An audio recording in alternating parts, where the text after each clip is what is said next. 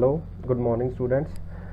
Last lecture में हम अपना पोजीशन वेक्टर के बारे में पढ़ रहे थे और मैंने आपको पोजीशन वेक्टर समझाने की कोशिश की थी और मैंने आपको बताया था कि जब भी हमारे पास कोई स्केलर क्वांटिटी होती है तो हमें उसको वेक्टर क्वांटिटी में चेंज करने के लिए हम उसको एक पोजीशन वेक्टर के साथ मल्टीप्लाई कर देते हैं। और पोजीशन वेक्टर एक ऐसा वेक्टर है जिसके पास डायरेक्शन तो होती है बट उसका जो मैग्नीट्यूड है वो 1 है। तो आप किसी भी स्केलर क्वांटिटी को अगर आप उस यूनिट वेक्टर के साथ मल्टीप्लाई करोगे तो उस स्केलर क्वांटिटी को एक डायरेक्शन मिल जाएगी, ठीक है। और डायरेक्शन मैंने बताया था कि आई जे और के कैप की फॉर्म में हम लिखते हैं, ठीक है। एक्स एक्सिस को हम लिखते हैं पॉजिटिव आई कैप के साथ और नेगेटिव एक्स एक्सिस को हम लिखते हैं माइनस आई कैप के साथ। फिर वाई कैप को वाई एक्सिस को हम लिखते हैं जे कैप के साथ पॉजिटिव जे कैप, माइनस वाई एक्सिस को माइनस जे कैप, और फिर हम जेड एक्सिस को लिखते हैं के कैप के साथ और ऐसे ही माइनस जेड एक्सिस को हम लिखते हैं नेगेटिव के कैप के साथ, ठीक है। तो ये चीज़ें मैंने आपको सिखाई थी और मैंने आपको एक और चीज़ सिखाई थी यूनिट वेक्टर में। अगर आप किसी पोजीशन वेक्टर की को लिखना चाहते हैं नोटबुक के ऊपर, पेपर के ऊपर, तो उसको लिखना बहुत मुश्किल है without the help of unit vector, ठीक है। तो उसके बारे में हम और थोड़ी सी फीलिंग लेते हैं। सपोज हमारे पास ये एक रूम है, ये इसकी फ्लोर है, ये ऊपर रूफ टॉप है और ये 4 दीवारें हैं। एक दीवार ये आ गई, एक ये फ्रंट दीवार आ गई और एक ये साइड वाली ये दीवार आ गई और एक पीछे की दीवार है, ठीक है। आप जिस रूम में बैठे हो उस रूम को देखिए, उसका कोई भी एक कॉर्नर पकड़ लीजिए नीचे वाला जो फ्लोर को और इन दीवारों को मिला रहा हो, उसको आप 0,0 आप अपना ओरिजिन मान लो। और आपके रूम में एक पंखा लगा हुआ है, तो ये पंखा है जो मैं इसको एक पॉइंट मान लेता हूँ, ठीक है। तो आप मानिए कि यहाँ से आपके रूम के उस एक कॉर्नर से इस कॉर्नर से आपके पंखे की तरफ एक वेक्टर जा रहा है या एक एरो जा रहा है और वो लंबा होता होता होता होता और वहां तक पहुंच गया। कहां तक? जहां तक आपका पंखा लगा हुआ है, ऐसे, ठीक है। ये ऐसे, ये ऐसे। अब मान लीजिए कि आपको भाई आपके पंखे की पोजीशन बतानी है, ठीक है। तो आप कैसे बताओगे? या तो एक तो मेथड ये है कि भाई ये मान लीजिए 5 मीटर लंबा डिस्टेंस है और ये एक्स एक्सिस से, ये मान लीजिए ये एक्स एक्सिस है और ये ऊपर की तरफ वाई एक्सिस आ गया और इधर आ गया मेरा जेड एक्सिस, ठीक है। एक तो तरीका ये है कि भाई 5 मीटर लंबा एक्स एक्सिस से कुछ एंगल मान लीजिए सपोज θ1 एंगल वो बनाता है वाई एक्सिस से, θ2 एंगल बनाता है वो एक्स एक्सिस से और θ3 एंगल बनाता है वो जेड एक्सिस से।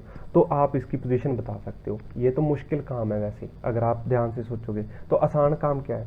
आसान काम है कि अगर मैं ये बोलूं कि भाई अगर आप अपने पंखे तक पहुंचना चाहते हो, आप अपने रूम में देखिए, आप अपने पंखे तक पहुंचना चाहते हो और आपके एक कॉर्नर से एक पोजीशन वेक्टर जैसे मैंने ड्रॉ किया है, ऐसा एक पोजीशन वेक्टर आपके पंखे तक जा रहा है और उस पोजीशन वेक्टर के बारे में आप कॉपी पे लिख के किसी को बताना चाहते हैं। तो सिंपली क्या मेथड है? इससे आसान मेथड ये है कि भाई सपोज मैं 5 कदम चलता हूँ, सपोज मैं, आपका रूम बड़ा है और मैं मानता हूँ कि मेरा 1 कदम है जो मतलब वो 1 मीटर का है, तो मैं 5 कदम चला इस लाइन के अलोंग, ये जो एक्स एक्सिस है। आप किसी भी, आप अपने रूम की जिस रूम में बैठे उसकी किसी भी एक ऐसे कॉर्नर को, एक ऐसी एज को आप एक्स एक्सिस मान लीजिए जो आपकी ऊपर की तरफ जा रही है, उसको आप वाई मान लीजिए और इस कॉर्नर को आप जेड मान लीजिए। आप अपने रूम में देखिए, ऐसे 3 कॉर्नर आपको दिखेंगे जो एक फ्लोर और 2 दीवारों के साथ बने हुए हैं। इसको आप एक्स एक्सिस मान लीजिए, इसको आप वाई मान लीजिए, इसको आप वाई मान लीजिए, इसको आप जेड मान लीजिए। अब आप अपने पंखे तक पहुंचना चाहते हैं, तो मैं इस एक्स एक्सिस के अलोंग चला मान लीजिए 5 कदम। अब हम बिल्कुल ऐसे नुक्कड़ पे दीवार के ऊपर तो नहीं आपका पंखा लगा, आपका तो बिल्कुल छत के बीचों बीच लगा हुआ है। तो आप एक्स एक्सिस में ऐसे चले, थोड़ा सा आप जेड एक्सिस में चलेंगे आगे की तरफ, फिर ऊपर की तरफ हम जाएंगे, ठीक है। फिर दीवार तक पहुंच जाएंगे, सॉरी छत तक, आपके पंखे तक पहुंच जाएंगे। तो मैं ये लिखना चाहता हूँ कि भाई मैं सपोज 5 कदम चला एक्स एक्सिस में, फिर 4 कदम चला दूसरे एक्सिस में जेड एक्सिस में, और 3 कदम चला ऊपर की तरफ जिसको मैंने वाई माना हुआ है। तो ऐसे पोजीशन वेक्टर को लिखना बहुत आसान है। मैं ऐसे लिख सकता हूँ कि भाई मेरे पंखे की जो दूरी है वो है 5 आई कैप, ठीक है। 5 कदम चला था मैं एक्स एक्सिस में, प्लस 3 कदम चला था जे वाई एक्सिस में, प्लस 4 कदम चला था जेड एक्सिस में, दैट इज के कैप। तो ये मेरी पोजीशन वेक्टर आ गया, ठीक है। मतलब पोजीशन वेक्टर को मैंने यूनिट वेक्टर की फॉर्म में लिख दिया, और इसको मैं नाम दे देता हूं कि भाई ये मेरा पंखे का पोजीशन वेक्टर है, आर वेक्टर, ठीक है। समझ आया? सब होप आपको ये चीज़ समझ आई होगी कि ये मैंने कैसे लिखा, और मेरा पोजीशन वेक्टर को यूनिट वेक्टर में लिखने का क्या मतलब था। क्योंकि इसको अगर आप इसको रिप्रेजेंट करना चाहोगे तो बहुत मुश्किल है, और अगर आप ऐसे लिखोगे तो यही मेरी स्टैंडर्ड नोटेशन होती है, ठीक है, लिखने की ऐसे ही। मान लीजिए मैं आपको और एक एग्जांपल के साथ समझाता हूँ, आपको समझ आएगा। मान लीजिए कि मेरे पास आपका बेड है, और बेड के ऊपर आपने एक मच्छरदानी, जिसे आप मॉस्किटो नेट बोलते हो, मॉस्किटो नेट लगा रखा है ऐसा, ठीक है। ये आपका बेड है, और ये आपने ऊपर उसके मॉस्किटो नेट लगा रखा है, ये आपका बेड है ऐसे, ठीक है। और आपका जो बेड है उसकी मैं सपोज लेंथ ले लेता हूँ, कितना होता है होगा आपका 7 फीट, चलो 7 मीटर ले लेते हैं, ठीक है, टू भी ऐसे ही मतलब आर्बिट्रेरी। और ये जो लंबाई है आपके बेड की, इसको मैं मान लेता हूँ 5 मीटर। तो जो आपके ऊपर मच्छरदानी लगी हुई है, ये भी लंबाई इसकी कितनी है 7 मीटर, और चौड़ाई कितनी है इसकी 5 मीटर। और ये जो ऊंचाई है, ऊंचाई हम कितनी ले लेंगे, ऊंचाई मान लीजिए 4 मीटर ऊंचाई है, ठीक है। और मान लेते हैं कि आपकी मच्छरदानी में यहाँ पे एक होल है, ठीक है, यहाँ पे बिल्कुल नुक्कर पे होल है एक, और ये इसमें से एक मच्छर गया आपकी मच्छरदानी के अंदर, और वो चल के बिल्कुल दूसरी नुक्कर पे, या ऐसे मान लीजिए मतलब उस नुक्कर से गया और यहाँ पे आके बैठ गया, ठीक है। तो आपको बोला जाए find the position vector of the mosquito, ठीक है। ये नहीं, आपकी मच्छरदानी की ऐसे जो बॉडी डायगोनल है ना, वो बॉडी डायगोनल पे गया है मच्छर, ठीक है। मतलब जैसे यहाँ से मच्छर, अगर मैं इसको वो मानता हूँ, अपना रूफ मानता हूँ, और ये फ्लोर है मेरी, ये नीचे वाली फ्लोर है, तो मच्छर यहाँ से उड़ के सपोज यहाँ पे आ गया, जो बॉडी डायगोनल है आपका उसके अकॉर्डिंग आया। तो आपको बोला जाए कि भाई पोजीशन वेक्टर बताइए मच्छर का। तो ये जो पोजीशन वेक्टर है, सबसे पहले मैं ये देखता हूँ कि मच्छर एक्स एक्सिस में कितना गया, वाई में कितना गया, जेड में कितना गया। अगर मैं इसको एक्स एक्सिस इसको रीजन मान लेता हूँ 0,0, और इसको मैं एक्स एक्सिस मान लूँ, इसको मैं वाई एक्सिस मान लूँ, और नीचे की तरफ मैं जेड मान लूँ। क्योंकि देखो ये जो एक्स वाई जेड है, ये मैं अपनी मर्जी से चूज करता हूँ, ठीक है। आप किसी को भी एक्स एक्सिस, किसी को भी वाई, किसी को भी जेड मान सकते हो। अगर मैंने इसको एक्स मान लिया, ये एक्स माना है, तो इस वाली डायरेक्शन को मैं नेगेटिव एक्स मान सकता हूँ, ठीक है। अगर मैंने इसको नीचे वाले को वाई माना है, यहाँ आप कंफ्यूज नहीं करता मैं आपको, इसको आप पॉजिटिव एक्स मान लीजिए, इसको नेगेटिव एक्स मान लेते हैं। ऊपर की डायरेक्शन को अगर मैं पॉजिटिव वाई मानता हूँ, तो नीचे वाली डायरेक्शन को मैं नेगेटिव वाई मान लेता हूँ, और इस डायरेक्शन को मैं पॉजिटिव जेड मान लेता हूँ, और पीछे वाली को मैं नेगेटिव जेड मान लूँगा। तो भाई हमें इसकी पोजीशन वेक्टर बतानी है मच्छर की, ठीक है। अब देखिए मच्छर कहाँ से कितना चल के गया। अब मच्छर जो है वो एक्स एक्सिस में कितना चल के गया, वो एक्स एक्सिस में चल के गया 7 आई कैप 7 मीटर, ठीक है। और वाई एक्सिस में कितना चल के गया, इसको मैं नेगेटिव ले लेता हूँ क्योंकि मैंने ये नेगेटिव लिया है, 7 माइनस आई कैप लिया है, और अच्छे से लिखता हूँ 7 माइनस आई कैप ऐसे।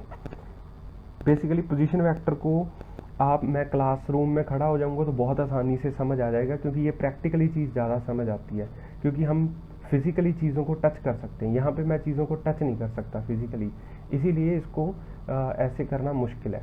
चलो खैर, अब वाई एक्सिस में कितना गया मच्छर, वाई एक्सिस मैंने माना है नीचे वाले को, तो एक्स एक्सिस में वो 7 मीटर इधर चला गया, वाई एक्सिस में 4 मीटर नीचे चला गया।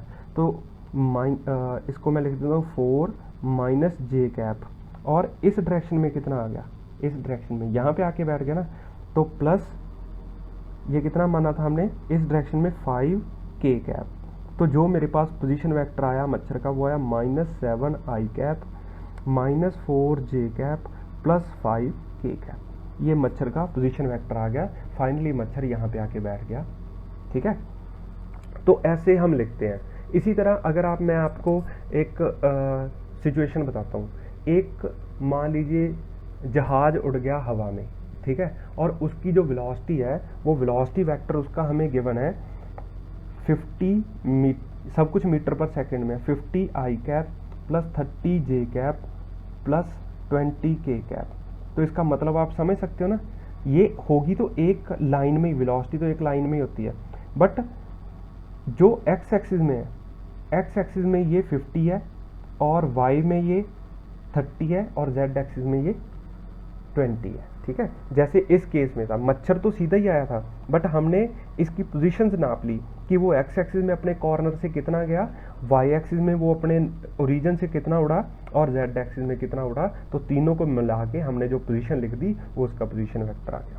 ठीक है, होप आपको पोजीशन वेक्टर लिखना समझ आया होगा कि कैसे पोजीशन वेक्टर को हम लिखते हैं। ठीक है, अब हम आगे इसके क्वेश्चन करते हैं। अगर फिर भी आपको पोजीशन वेक्टर लिखने में कोई दिक्कत है तो आप मेरे को मैसेज कीजिए, मैं आपको और समझा दूंगा। ठीक है, अब आगे चलते हैं हम। आगे देखिए, इसके कुछ क्वेश्चंस करते हैं। ठीक है, आपको क्वेश्चन आ जाएगा आपके, वैसे उसमें भी होगा असाइनमेंट में भी, फिर भी मैं आपको एक दो क्वेश्चन यहाँ पे बताता हूँ। आपको बोला जाए find a unit vector parallel to the resultant of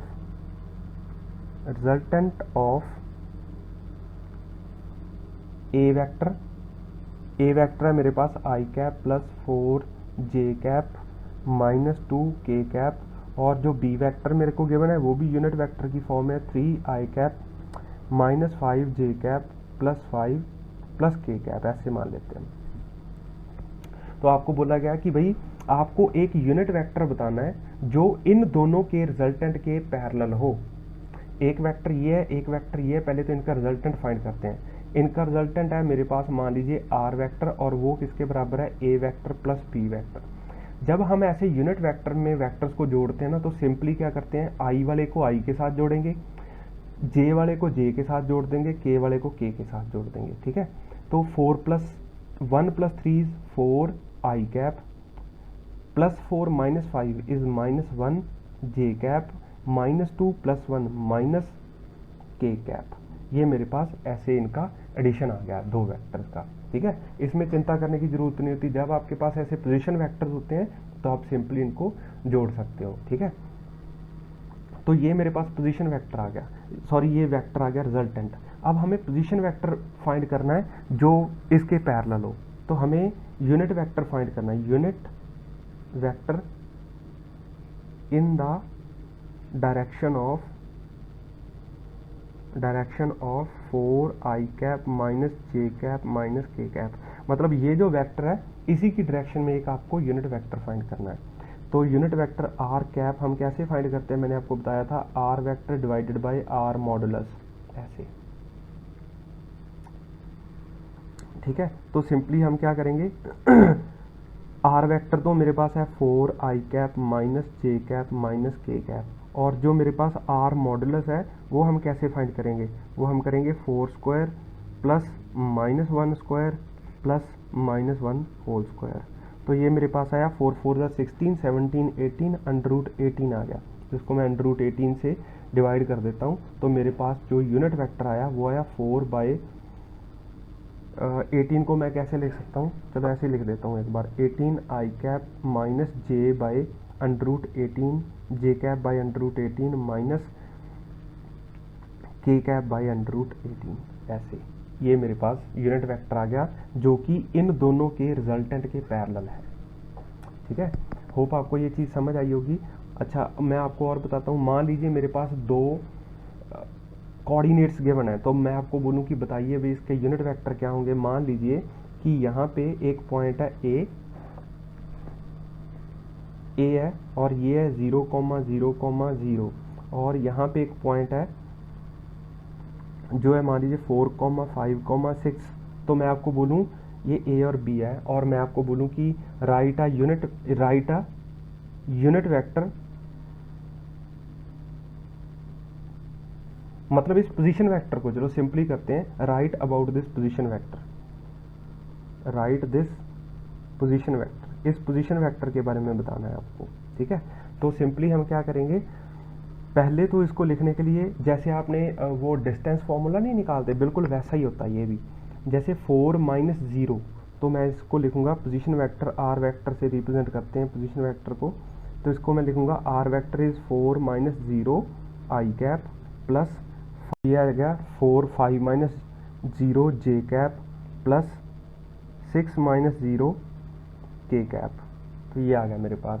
तो मैं इसको आर वेक्टर को लिखूंगा 4 आई कैप प्लस 5 जे कैप प्लस 6 के कैप, ठीक है। ये आ गया मेरे पास। ये मैं इसका पोजीशन वेक्टर को ऐसे रिप्रेजेंट कर सकता हूँ। अब ऐसे ही क्वेश्चन मैं और देता हूँ आपको। मान लीजिए मेरे पास ए और बी 2 पॉइंट्स हैं, इसके कोऑर्डिनेट्स हैं मान लीजिए 2, 3, 4 और इसके कोऑर्डिनेट्स हैं मेरे पास 5, 6, 7, ठीक है। तो मैं आपको बोलूँ कि भैया आप ये जो पोजीशन वेक्टर है, मतलब इन दोनों को जोड़ने वाला, उसके बारे में लिखिए। अब ये मेरे पास, मैं जस्ट आपको पोजीशन वेक्टर लिखने की बात बता रहा हूँ, इसके अलोंग यूनिट वेक्टर लिखने का भी मेथड होता है, ठीक है। तो पहले पोजीशन वेक्टर लिखना सीखते हैं। पोजीशन वेक्टर इसके अकॉर्डिंग लिखें। इस पोजीशन वेक्टर को लिखने का जो मेथड है वो है 5 माइनस 2 आई cap plus 6 minus 3 J cap, है ना। मतलब एक्स एक्सिस वाले से एक्स एक्सिस वाला एक्स कोऑर्डिनेट में से एक्स कोऑर्डिनेट सब्ट्रैक्ट कर दो, इस कोऑर्डिनेट में से ये और 7 में से 4 प्लस 7 माइनस 4 के कैप। ये ऐसे लिखते हैं ना कोऑर्डिनेट, ये एक्स एक्सिस को रिप्रेजेंट करता है, ये वाई को और ये जेड को, ठीक है। तो ये मैंने लिख दिया। मेरा जो पोजीशन वेक्टर आएगा वो आएगा 3 I cap plus 3 J cap plus 3 K cap. तो ये आ गया मेरे पास, ठीक है। अब मेरे को पोजीशन वेक्टर लिखने आ गए, ठीक है। मतलब ये बहुत आसान है, कोई खास बात नहीं। अब मेरे को यूनिट वेक्टर लिखने हैं। Unit vector along this direction, इस डायरेक्शन के अलोंग यूनिट वेक्टर लिखना है, तो वो भी बहुत आसान है, खास बात नहीं है। R vector is equal to R cap is equal to R vector by R modulus, ये ठीक है। अब पहले हम आर मॉडुलस निकालेंगे। R modulus 4 square plus 5 square plus 6 square, तो कितना आ गया ये 16 प्लस 25 प्लस 36। तो इसको जो भी सॉल्व करके जो लिखेंगे वो आ जाएगा 16 प्लस 36 प्लस 25 और ये आ जाएगा 6 प्लस 7 77। तो मेरे पास आ जाएगा 4 आई कैप प्लस 5 जे कैप प्लस 6 के कैप बाय अंडर रूट 77। ये मेरे पास पोजीशन वेक्टर आ गया इन दिस डायरेक्शन।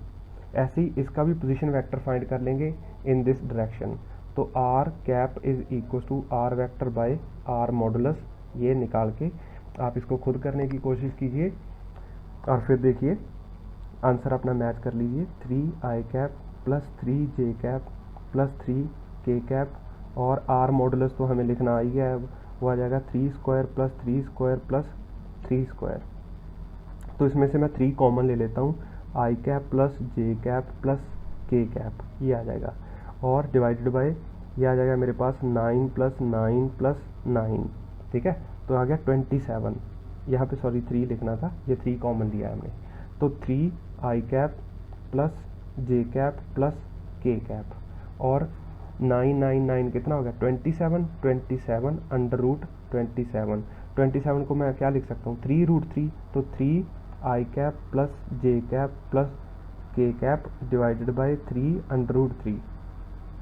तो 3 ने 3 को मार लिया। तो मेरे पास जो पोजीशन वेक्टर आया, ये sorry unit vector in the direction of 3 I cap plus 3 J cap plus 3 K cap, वो कितना है, वो है मेरे पास I cap by under root 3 plus J cap by under root 3 plus K cap by under root 3। तो ये मेरे पास यूनिट वेक्टर आ गया in the direction of this vector. पहले हम मेरे पास सिर्फ कोऑर्डिनेट्स थे, वहाँ से मैंने पोजीशन वेक्टर लिखना सीखा, पोजीशन वेक्टर से मैंने यूनिट वेक्टर लिखना सीखा। ऐसे ही पिछले केस में किया था, पहले मेरे पास कोऑर्डिनेट्स थे, जो कोऑर्डिनेट्स से मैंने पोजीशन वेक्टर लिखना सीखा, पोजीशन वेक्टर से यूनिट वेक्टर लिखना सीखा। ठीक है, अब इस यूनिट वेक्टर का मतलब क्या है कि जितना भी ये लंबा है, जो भी इसके यूनिट है, उसके अगर मैं इक्वल टुकड़े कर दूं तो एक टुकड़े की लेंथ ये होगी, इसका ये मतलब है। यूनिट वेक्टर का मतलब है कि हर एक टुकड़े की लेंथ अगर मैं इसके इक्वल टुकड़े कर दूं, मान लीजिए ये मीटर में गिवन था, ये मान लीजिए एक्स एक्सिस में 2 मीटर, 3 मीटर, 4 मीटर और ये 5, 6, 7 मीटर है, तो अगर मैं एक एक मीटर के टुकड़े करूं तो हर एक टुकड़े की लेंथ इतनी होगी और उनकी डायरेक्शन ये रहेगी। ठीक है, यूनिट वेक्टर आपको ये बताता है। और देखिए आगे चलते हैं हम। अब ये चीज़ें तो आप समझ गए। ठीक है, आप आपके असाइनमेंट में आपकी ये आपको क्वेश्चंस मिल जाएंगे, जो भी उसमें प्रॉब्लम होगी आप मेरे से पूछिए, मैं आपके वो प्रॉब्लम सॉल्व करूँगा। इसके बाद हमारा यूनिट वेक्टर में आखिरी टॉपिक है, that is called resolution of vector. ठीक है, रेजोल्यूशन ऑफ वेक्टर्स। ठीक है, इसको आप समझिए, रेजोल्यूशन ऑफ वेक्टर्स क्या होते हैं। मान लीजिए कि मेरे पास कोई बॉडी है m और इस पे फोर्स लग रही है, मान लीजिए F ऐसे, और वो फोर्स है जो वो इस x एक्सिस के साथ थीटा एंगल बना रही है। तो मेरे को ये फोर्स के बारे में लिखना है, तो इसको लिखना है हमें x एक्सिस या y एक्सिस में। अब मेरे को ये बताना है कि भाई ये जो बॉडी है इस पे ये फोर्स लग रही है, ना तो ये x एक्सिस में है ना y एक्सिस में है, तो मुझे ये बताना है कि इस फोर्स का कितना हिस्सा इस एक्सिस में और कितना हिस्सा इस एक्सिस में एक्ट कर रहा है। इस बॉडी पे इस डायरेक्शन में कितनी फोर्स लग रही है और इस डायरेक्शन में फोर्स लग रही है। वास्तविकता में इस पे तो इस डायरेक्शन में फोर्स लग रही है, बट इसी फोर्स का कितना पार्ट इसको इस डायरेक्शन में खींच रहा है और कितना पार्ट ऊपर की डायरेक्शन में खींच रहा है। This is called resolution of vector. ठीक है, तो ये हम करना सीखेंगे। तो देखते हैं, ये आया हमारे पास ट्राइंगल से ही है। ठीक है, जैसे मान लीजिए मेरे पास मान लीजिए थीटा एंगल है। ठीक है, और ये मेरे पास साइड है ए, बी और सी। तो इस ट्राइंगल में अगर मैं देखूं what is sine theta, sine theta था ऑपोजिट बाय हाइपोटेन्यूज, तो B by A. This implies B is equal to A sine theta, इसके बराबर आ गया। और ऐसे ही कॉस थीटा किसके बराबर है, कॉस थीटा होता है adjacent by hypotenuse, adjacent side है मेरी C divided by A. This implies C is equal to A cos theta. ठीक है, तो मतलब कहने का कि मैं अगर मेरे पास ये फोर्स F है, ठीक है, या इसी से देखते हैं। अगर मान लीजिए मेरे पास ये जो साइड है ये C है, ऐसे इसको मैं एक वेक्टर मानूँ, C साइड है, और ये है जो वो मेरे पास मान लीजिए A साइड है, थीटा एंगल बना रही है, इसी को मैंने वापस ड्रॉ किया। जो B है, मैंने आपको बोला था कि अगर मान लीजिए ये वेक्टर है तो मैं वेक्टर को उठा के कहीं भी लेके जा सकता हूँ, बट मेरे को उसकी डायरेक्शन और मैग्नीट्यूड नहीं चेंज करना। तो मैं B को यहाँ की बजाय यहाँ पे ड्रॉ कर लेता हूँ, तो ये मेरे पास B आ गया। अब देखिए C की वैल्यू ये A है, तो C की वैल्यू कितनी आ गई, A कॉस थीटा, और B की वैल्यू कितनी आ गई, A साइन थीटा। इसका मतलब मैंने इस A के दो टुकड़े कर लिए कि इस A का A कॉस थीटा इस डायरेक्शन में और B कॉस थीटा इस डायरेक्शन में है। ठीक है, इसको हम फोर्स के साथ जोड़ के देखेंगे तो आपको ज़्यादा समझ आ जाएगी। ठीक है, तो इस फोर्स को देखिए, ये जो फोर्स है ये फोर्स लग रही है कुछ ऐसे, F फोर्स, और हमें इसका कुछ हिस्सा इस डायरेक्शन में और कुछ हिस्सा आपको इस डायरेक्शन में चाहिए, और ये एंगल थीटा है। तो मैं इस ट्राइंगल को देखते हुए ऐसे लिख सकता हूँ F कॉस थीटा, और इसको लिख सकता हूँ F साइन थीटा। आया ये ट्रिग्नोमेट्री बेसिक ट्राइंगल लॉ से ही है, जो हम ट्रिग्नोमेट्रिक बेसिक पढ़ते हैं उसी से आया। तो मतलब कहने का कि ये जो बॉडी है ये फोर्स है, इस फोर्स का F कॉस थीटा इस बॉडी पे इस डायरेक्शन में एक्ट कर रहा है और F साइन थीटा ऊपर की तरफ एक्ट कर रहा है। ठीक है, ये ऐसे हम लिखते हैं। और मान लीजिए हमारे पास एक बॉडी है ऐसे। अब प्रैक्टिकल देखते हैं। मान लीजिए ये बॉडी मास m और हमने इस पे मान लीजिए 100 न्यूटन फोर्स लगा दी, और ये जो फोर्स है ये वर्टिकल से कुछ 60 डिग्री का एंगल बना रही है।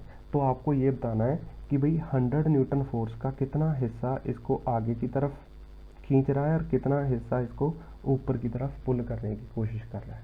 ठीक है, तो मैंने आपको सिखा दिया।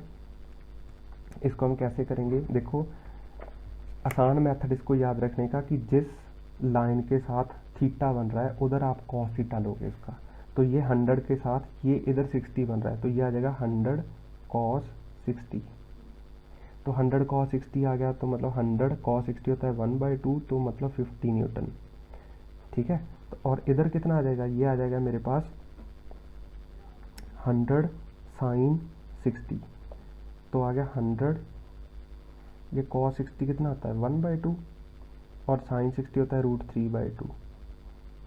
तो ये आ गया 50√3। कुछ गड़बड़ लग रही है इसमें।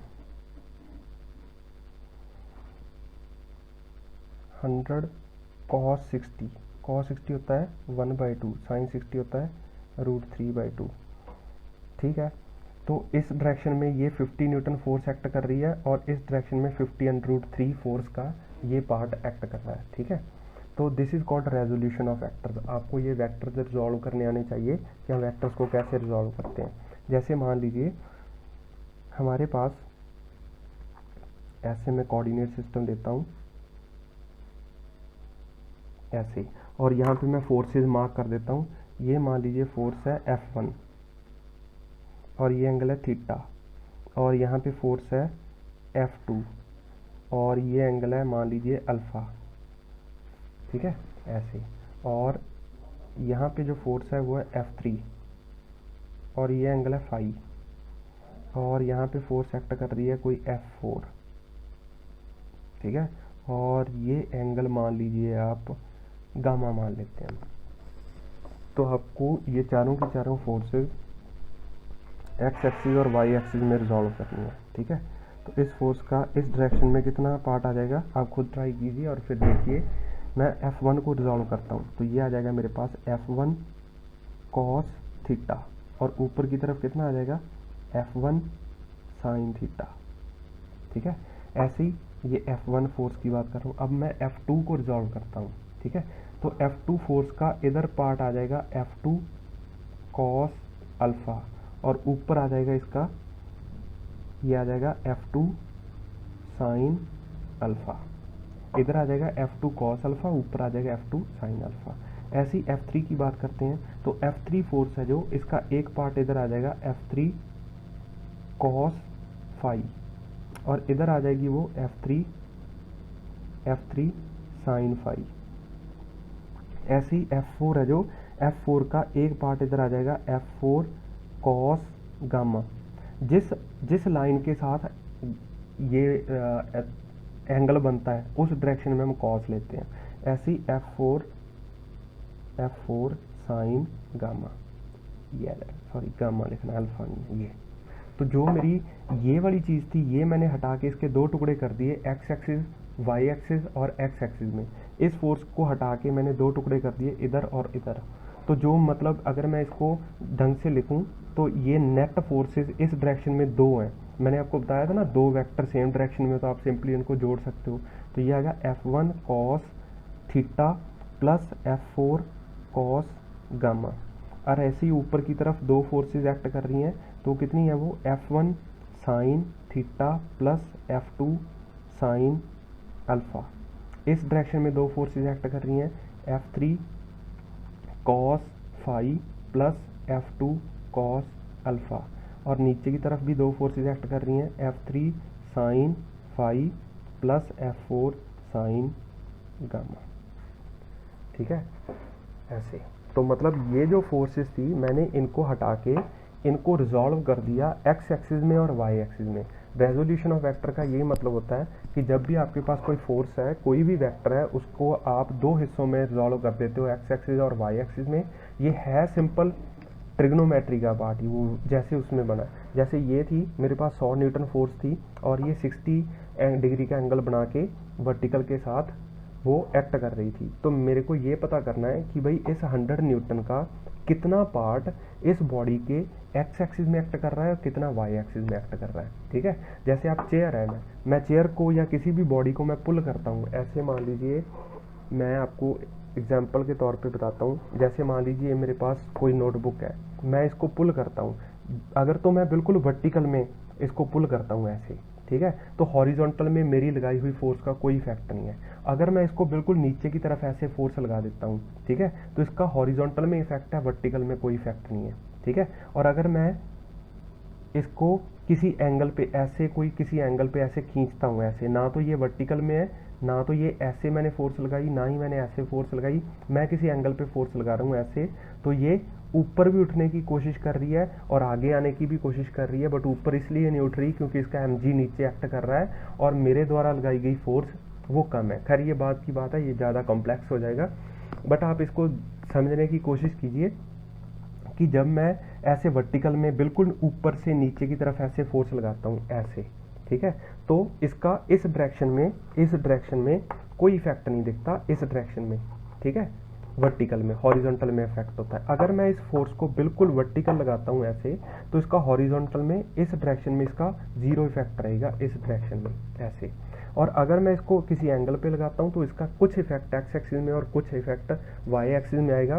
वो कितना इफेक्ट एक्स एक्सिस में और कितना वाई में आता है वो हम इस चीज़ से करते हैं, रेजोल्यूशन ऑफ वेक्टर से। और मैंने आपको रिजॉल्व करने का मेथड बताया, उसका प्रैक्टिकल मेथड जो सही मेथड है वो ये है कि वो ट्रिग्नोमेट्री से आया है। और बट आप बार बार इसको यूज़ नहीं करोगे, सिंपली शॉर्टकट इसको याद करने का मेथड ये है कि जिस लाइन के साथ ये हम 100 को रिजॉल्व कर रहे हैं, इसको रिजॉल्व नहीं कर रहे, इस 100 ने जिस लाइन के साथ जो एंगल बनाया है उधर उसका कॉस आ जाएगा और दूसरे में उसका साइन आ जाएगा। ठीक है, ऐसे यहाँ पे भी देखिए F1 ने इसके साथ, इस लाइन के साथ थीटा बनाया था, तो ये F1 कॉस थीटा आ गया, ऊपर F1 साइन थीटा आ गया। इस F2 ने इसके साथ अल्फा बनाया था, तो इधर आ गया F2 कॉस अल्फा और ऊपर आ गया F2 साइन अल्फा। ऐसे ही ये F3 थी, इसने इस साइड के साथ फाई बनाया था, तो F3 कॉस फाई और F3 साइन फाई। ऐसे ही F4 ने इस साइड के साथ गामा बनाया था, तो F4 cos gamma and F4 sign gamma इस डायरेक्शन में आ गया। होप आपको वेक्टर रेजोल्यूशन समझ आया होगा। ये बहुत बहुत बहुत ज़्यादा इंपॉर्टेंट चीज़ है वेक्टर रेजोल्यूशन। ठीक है, आपको वेक्टर रिजॉल्व करने आने चाहिए, इसके बिना बिल्कुल काम नहीं चलने वाला। अगर कोई भी ज़रा सी भी दिक्कत है तो आप मेरे से ज़रूर पूछिए कि सर वेक्टर को कैसे रिजॉल्व करते हैं, मैं आपको दोबारा नेक्स्ट वीडियो लेक्चर में समझा दूंगा। बट आपको समझ आनी चाहिए कि हम वेक्टर्स को कैसे रिजॉल्व करते हैं। ठीक है, कल हम प्रोडक्ट ऑफ वेक्टर्स करेंगे। यहाँ तक अगर कोई प्रॉब्लम हुई होगी या है तो प्लीज़ मेरे को मैसेज कीजिए, मैं आपकी वो प्रॉब्लम सॉल्व करूँगा। ठीक है, थैंक यू।